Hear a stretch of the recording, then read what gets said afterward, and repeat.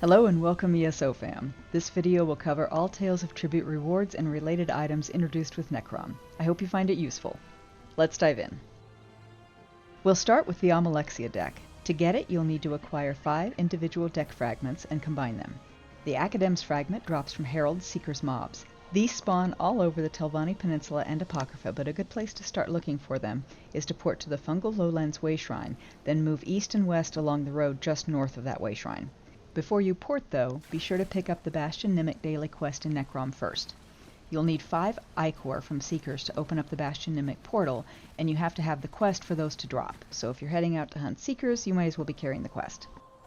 The Delver's fragment can drop from any mob in any of the delves in the Telvanni Peninsula or Apocrypha. Any mob at all, doesn't have to be a boss.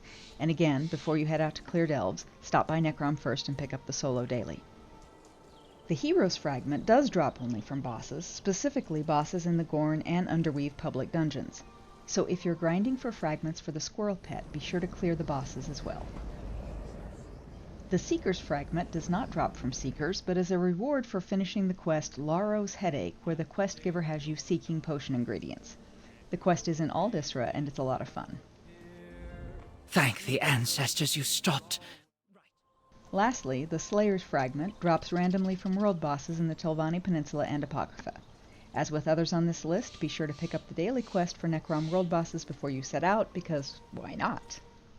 Once you have all 5 fragments, you go to your collectibles menu and then combine them to create the Almalexia Deck, or as I like to call her, Mother Megalomania, though not where she can hear me. Yeah, I know. She can always hear me. Let's all go back to pretending we're not super freaked out by her and talk about the card upgrades. 4 cards in the initial deck can be upgraded to more powerful versions, 2 by acquiring clues and finding the cards in the world, and 2 by completing achievements. The 2 clues drop from tribute reward bags. I'll talk more about the bags in a minute. So to get the clue upgrades, you read the clue, go to the location described, and open the coffer you'll find there. Previous clues could be a little ambiguous, but these not so much. The Mercy Mother Elite card can be found at the Shrine of St. Realms, just east of the Gates of Morrowind.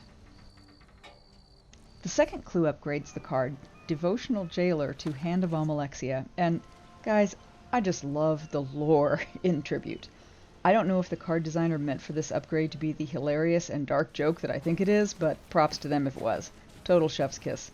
I love the Tribunal so much, and they are each so very broken. Anyway, the card upgrade is in a boat on the northwest shore of Aldisra in the Telvanni Peninsula.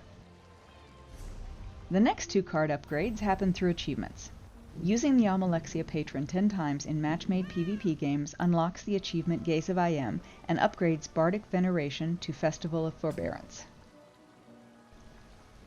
The second achievement-driven upgrade turns the Mother's Mercy card into Almcivi's Charity. It's Play the Paramount, which of course unlocks by finding, playing, and beating the new Tribute Master, Armiger Bolm the Paramount. You stand before none other than Armiger Bolm, the Paramount. I abide in this place awaiting challenges that will further my legend and renown, or see it ended. Bolm, who is every bit as humble as the living gods he emulates, can be found camping on the river southeast of Aldisra and the Aldisra Way Shrine. However, you do have to finish the main quest before he'll play you. In time, but for the moment, I must perfect the 47th canto of my dirge oath. 46 times I stood on the precipice of death, and 46 times I have danced in secret ways to avoid it, as my gods have taught me. Dude, that's not impressive. I can go through 46 soul gems in a single dungeon. Oh. Wait, that doesn't... Let's just move on.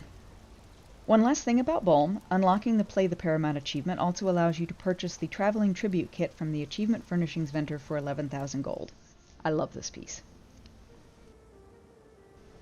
So that's the card upgrades, the new master, and the achievement furnishing. Everything else, like those first 2 card upgrade clues, are rare drops from Tribute reward bags. So let's talk about those bags a minute. Each time you finish a Tribute game, you will get a reward bag in the mail, and each time you trend Tribute daily, you'll get one from the quest giver. Bags from either source can drop the collectible rewards.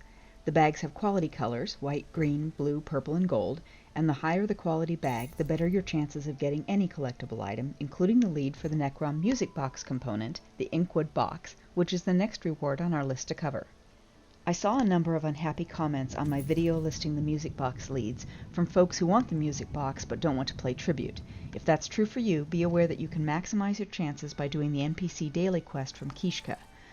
Both Tribute dailies give you a higher quality bag the more wins you rack up before turning in the quest, up to 3.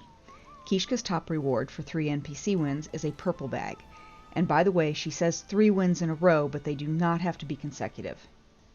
When you lose a game to an NPC, you'll get a white bag in the mail, and you'll get a green bag when you beat an NPC. I personally have never seen a collectible drop from a white bag, so I'm not sure that's possible, but I absolutely have seen them drop from green bags, and purple is a legit chance. So win 3 NPC games before you turn in Kishka's quest, and you'll have 3 green bags and a purple one to open. Happy hunting, and may RNGesus be with you. Moving on, the new deck means new Tapestry Furnishings. 2 designs, each in a large and small version, so 4 in total, and as previously, they drop as collectible items in the reward bags. The art from these comes from the cards upgraded by clues, that is, Mercy's Mother Elite and Hand of Almalexia.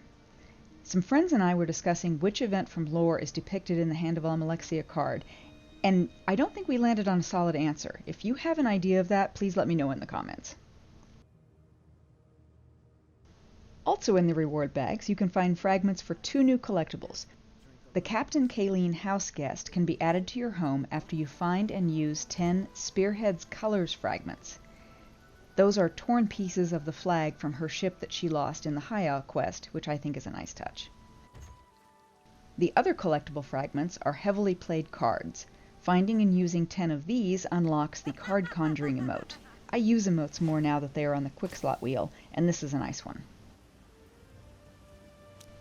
One last note about both of these 2 fragments, Spearhead's Colors and heavily played cards.